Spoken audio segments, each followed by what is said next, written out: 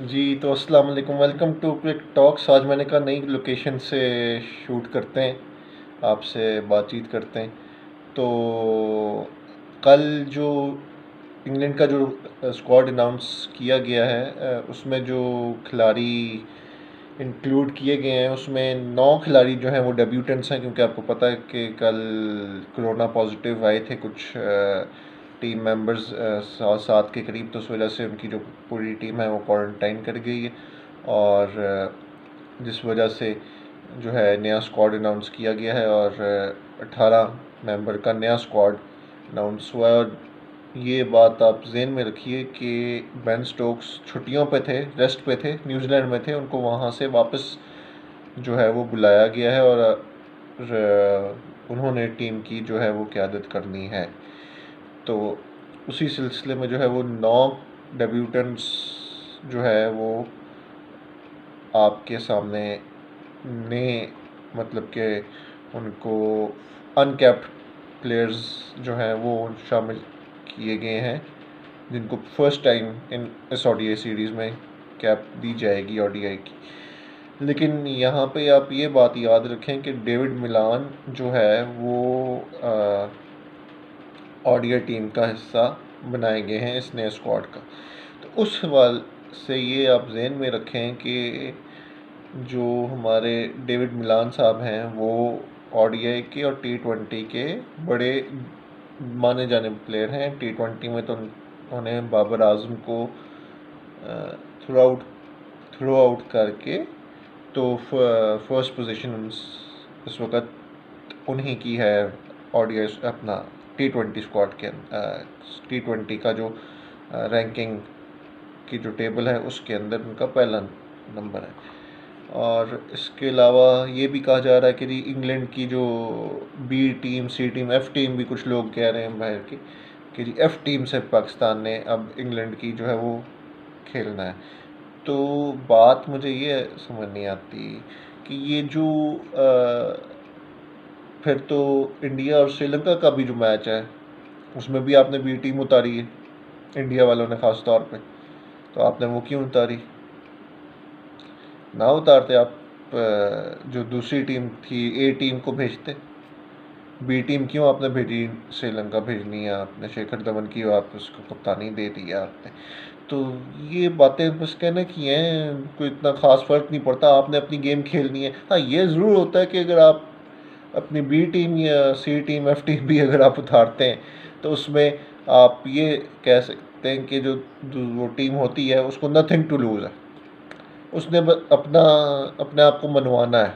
उसके पास हारने को कुछ भी नहीं होता, उसने जीतना है, उसने अपने आप को मनवाना है।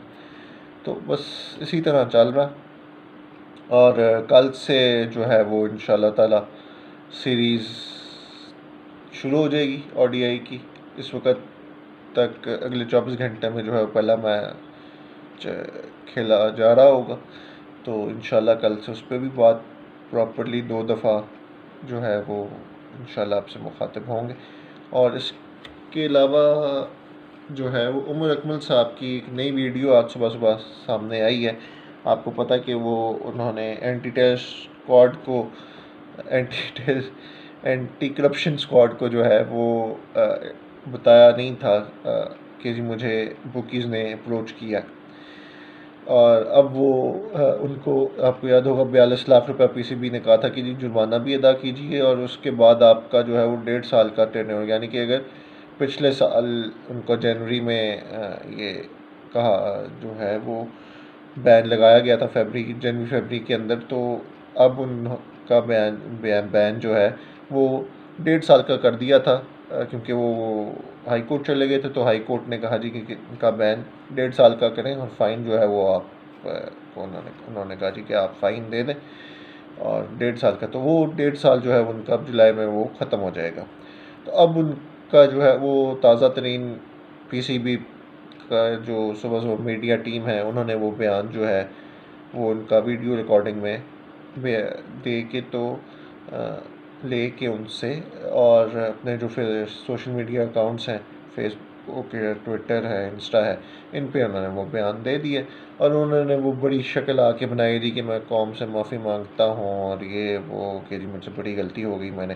तो आप भाई सहन बच्चे थे, आपकी ज़ाहिर है ज़हन में कोई गेम चल रही थी कि जी मैं चलो जी ले लेता हूँ, तो आप वो तो आप पकड़े गए, तो आपने को फिर वो कन्फेस करना पड़ा और सारा कुछ हुआ।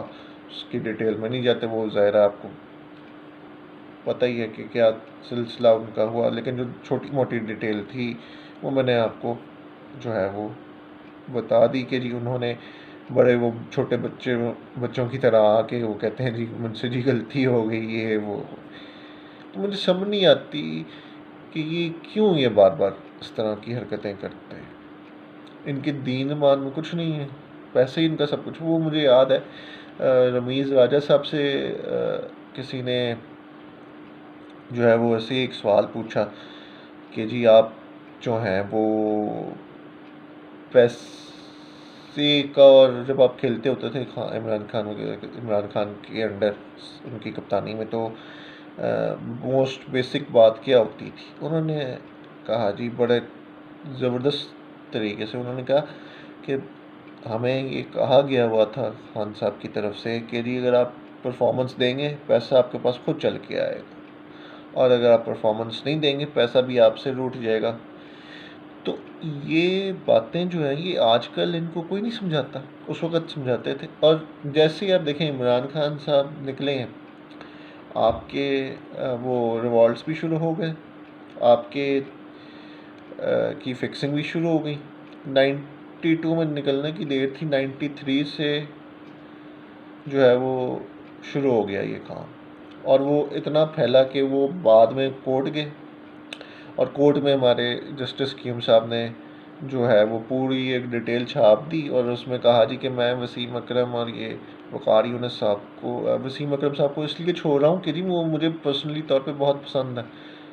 तो भाई आपने अपनी पसंद नापसंद पे फैसले करने होते हैं। अगर आप उस वक़्त ही जो है एक्शन कुछ ले लेते तो आज ये हरकतें जो चल रही हैं वो ना होती। तो आज के लिए बस इतना ही। कल इंशाल्लाह आपसे दोबारा मुलाकात होगी। चैनल को लाइक, सब्सक्राइब और शेयर ज़रूर कीजिए। पाकिस्तान जिंदाबाद। अल्लाह हाफ़िज़।